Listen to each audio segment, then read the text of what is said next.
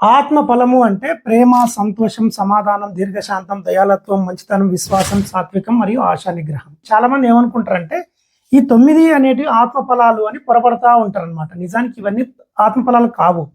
ఆత్మ ఫలము అనేది సింగులర్ ఒకటే ఉంటుంది. ఈ 9 విషయాలు కూడా ఈ 9 విషయాలు పూర్తి అయినప్పుడు మాత్రమే ఈ యొక్క ఆత్మఫలం అనేది పూర్తి అవుతుందన్నమాట. ఈ 9 విషయాల్లో ఏ ఒక్క విషయమైనా మిస్ అయినట్లయితే ఈ ఆత్మఫలం అనేది సంపూర్తి కాదు అనేది మీరు గుర్తుపెట్టుకోండి.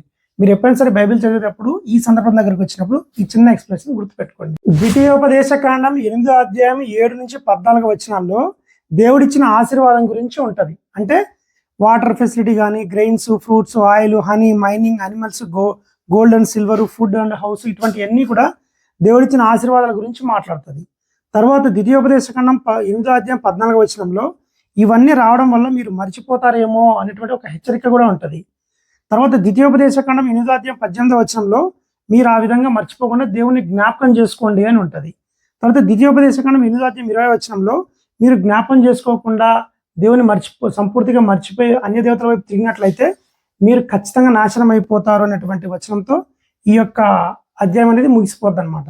5వ అధ్యాయం 1 నుంచి 7వ వచనం వరకు ఉన్నటువంటి సందర్భాన్ని సాంగ్ ఆఫ్ వైన్యార్డ్ అంటారు. అంటే ద్రాక్ష తోటను గురించినటువంటి ఒక పాట అనమాట. ఆ యొక్క పాట యొక్క ఉద్దేశం ఏంటంటే ఒక మంచి ద్రాక్ష తోట నాటిస్తే అది వచ్చేసి కారు ద్రాక్షలు కాసింది, అంటే చేదు ద్రాక్షలు కాసింది. ఇలా ఎందుకు కాసింది, నాకు న్యాయం తీర్చండి అని అడిగినాడు.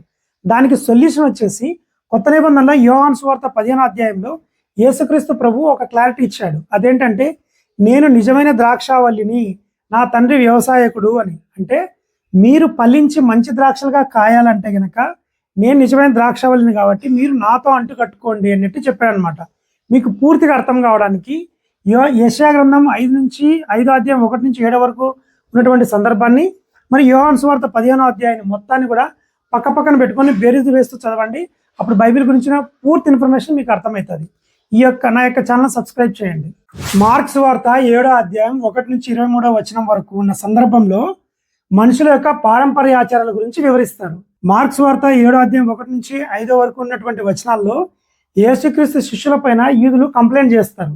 6 నుంచి 16 వరకు ఆ యొక్క మనుషుల పారంపర్య ఆచారాలు మీరు ఏ విధంగా ఫాలో అవుతున్నారు అని యేసుక్రీస్తు ప్రభు వివరిస్తారు అనమాట. తర్వాత 17 నుంచి 23వ వచనం వరకు అసలు మనిషికి అపవిత్రత అనేది ఎలా కలుగుతుంది అని యేసుక్రీస్తు ప్రభు ఆయన యొక్క శిష్యులకు కంప్లీట్గా ఇన్ఫర్మేషన్ అనేది ఇవ్వడం జరుగుతుంది. మీకు ఈ సందర్భం పూర్తిగా అర్థం కావాలంటే యెషయా గ్రంథం 29వ అధ్యాయం 13వ వచనం చదివి, తర్వాత హెజ్కేలు 33వ అధ్యాయం 31వ వచనం చదివిన తర్వాత మార్క్స్ వార్త 7వ అధ్యాయం 1 నుంచి 23వ వచనం వరకు పూర్తిగా చదవండి. అప్పుడు మీకు ఈ యొక్క సందర్భం అనేది అర్థమవుతుంది. నా ఛానల్ సబ్స్క్రైబ్ చేసుకుని ఫాలో చేయండి. మెల్కీసెదెకైన ఒక యాజకుడు, ఒక రాజు. అలాగే యేసుక్రీస్తు ప్రభువు కూడా యాజకుడు, రాజు. అయితే లేవి గోత్రంలో కేవలం యాజకులు మాత్రమే రావాలి. ఆ గోత్రం నుంచి రాజులు రాకూడదు. యూదా గోత్రం నుంచి యాజకులు రాకూడదు, రాజులు రావాలి. ఇప్పుడు యేసుక్రీస్తు ప్రభువు వచ్చేసి ఎవరు, యూదా నుంచి వచ్చాడనమాట. కాబట్టి ఈయన యాజకుడు కాకూడదు కదా అని చాలామందికి డౌట్గా ఉంటుంది మైండ్లో. అసలు విషయం ఏంటంటే ఈ మెల్కీసెదెక్ అనే ఆయన ఎవరు అంటే అబ్రహాం గారికి సమకాలీకుడు అనమాట. లేవి గోత్రంలో అహరోను క్రమం నుంచి మనకు యాజకత్వం అనేది స్టార్ట్ అయింది. ఇప్పుడు అహరోను క్రమం కంటే ముందు కదా మెల్కీసెదెక్ ఉండేది. అయితే యేసుక్రీస్తు ప్రభువు దేవుడు కదా, అంటే అబ్రహాం కంటే ముందున్నవాడు, నోవహు కంటే ముందున్నవాడు, సృష్టికర్త.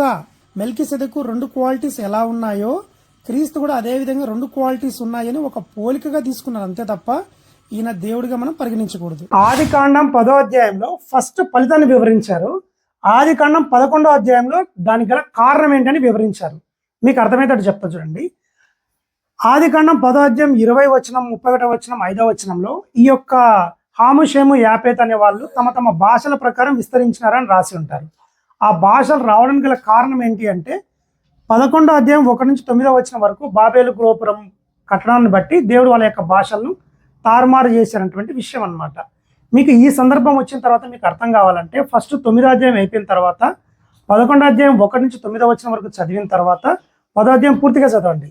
దాని తర్వాత మళ్ళీ ఆదికాండం 11వ అధ్యాయం 9వ వచనం నుంచి పూర్తిగా చదివినట్లయితే ఈ యొక్క వంశావళి విస్తరించిన క్రమం అనేది పూర్తిగా అర్థమవుతుంది. ఇలాంటి ఎన్నో విషయాలు డిస్కషన్ చేసుకుందాం. నా ఛానల్ సబ్స్క్రైబ్ చేయండి.